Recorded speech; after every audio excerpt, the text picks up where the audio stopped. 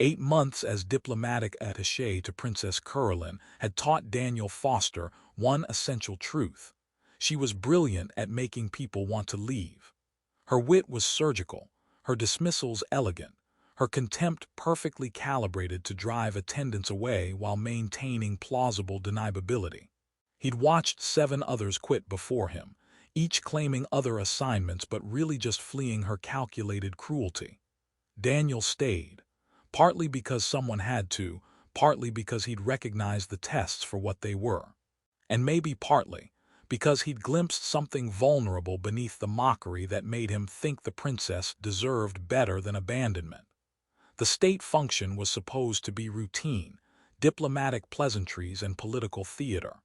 Then plasma charges exploded through the West Wing, and everything became chaos.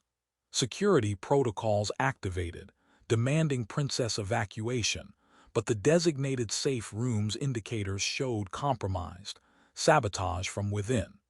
Daniel grabbed Caroline's arm and pulled her toward her private chambers instead. She fought him initially, royal indignation overriding survival instinct, until he barricaded the door and started fortifying their position with furniture and emergency force fields. "What are you doing?" she demanded, her long ears flat with fury and fear. "Evacuation protocols are compromised. This is the most defensible position until reinforcements arrive." Daniel checked his sidearm's charge, grimly aware it wouldn't last long against determined assault. "Then leave, save yourself.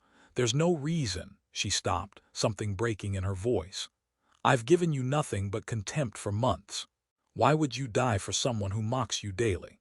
Daniel met her crystalline eyes, seeing past the anger to the genuine confusion underneath. "Because that's what loyalty means, Your Highness. It doesn't require your approval or understanding. Now get behind the reinforced wall and stay down." The siege stretched 6 hours, attackers probing for weaknesses while Daniel held them off through tactical improvisation and carefully rationed ammunition. Caroline, trapped in forced proximity with the human she'd spent months trying to drive away, couldn't maintain her usual armor of contempt. "Why did you volunteer for this assignment?" she asked during a lull in the fighting. "They warned you I was difficult. They said you were brilliant and demanding." That sounded interesting. Daniel adjusted the barricade, listening for movement outside. "Interesting." Her laugh was sharp. "I've been deliberately cruel to you. Mocked your efforts, dismissed your suggestions, made your position as thankless as possible. That's interesting." "It's transparent," Daniel corrected gently. "You push people away before they can leave on their own. Someone hurt you badly enough that driving others off feels like protection." The silence that followed was deafening. When Caroline spoke again, her voice was smaller, more honest than he'd ever heard. "My father arranged dozens of potential matches, political alliances disguised as courtship. Every single one abandoned me the moment I showed anything less than perfect compliance. I learned to strike first. I figured." Daniel glanced at her, this princess who'd worn cruelty like armor. "That's why I stayed. Someone needed to prove that not everyone leaves, even when staying might kill you. Especially then. What good is loyalty if it only exists when it's convenient?" Plasma fire erupted against their barrier, cutting off further conversation. But Daniel caught the expression on Caroline's face.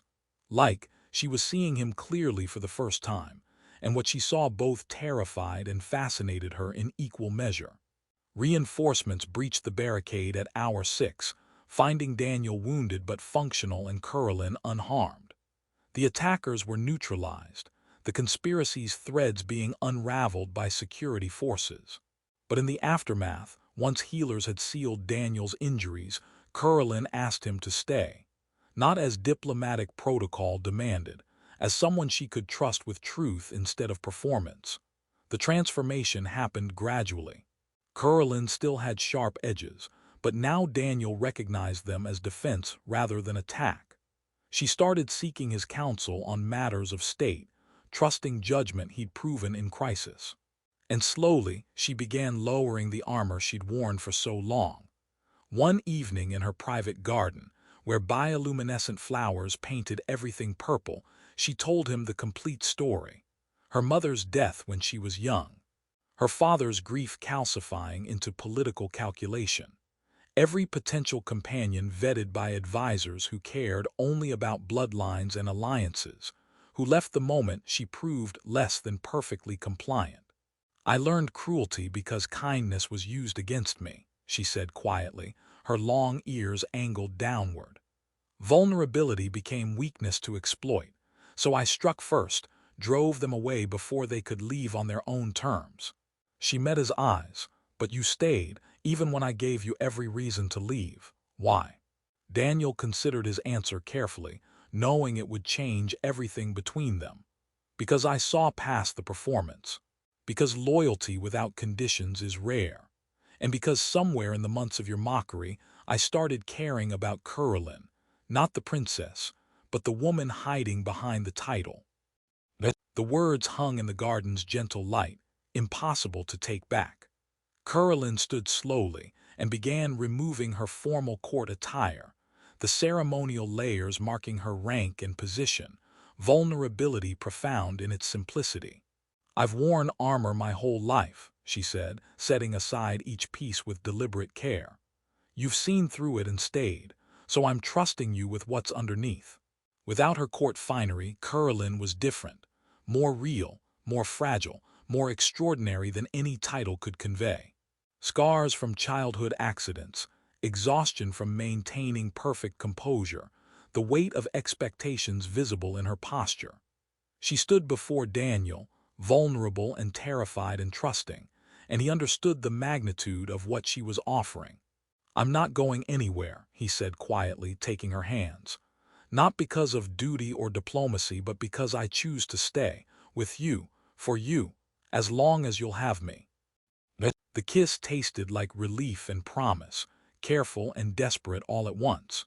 They were crossing lines that diplomacy never anticipated, but Curlin had spent her life following rules that brought only isolation.